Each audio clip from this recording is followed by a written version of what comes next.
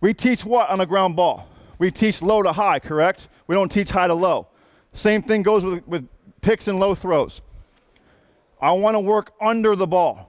And I think for a right-handed first baseman, the biggest mistake we make and why we might not be good at digging balls out of the ground is our lead leg gets in the way.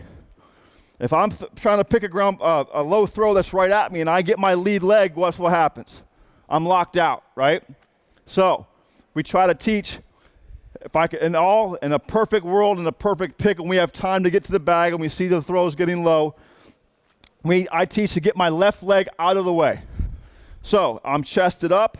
All of a sudden, now I can get down, I can get low, and I teach. I would rather, again, good side, bad side. Everybody has a side they like. Everybody's side they're confident in, and everybody has a side they're not so confident in.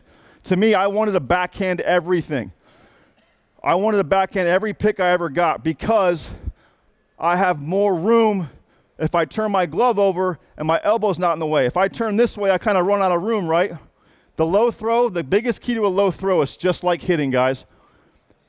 In hitting, we always teach we want to do what? We want to keep the bat on the same plane as long as we possibly can, right? I want to keep my bat in the zone for as long as I possibly can and then release. Same thing goes with a low throw.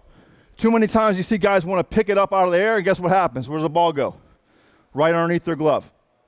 So same thing as far as your barrel through the hitting zone as a hitter. I want to keep my glove as long as I can on that line. It gives me a lot more room for error if I keep it going this way. If I get this way, my glove's in and out of the zone pretty quick. And that's kind of why we teach get our left leg out of the way. If you're a left-handed first baseman, I kind of call it cheating because you guys have this position was meant for you. So there's a little bit different ways to do it. You're a little more open, which makes it easier.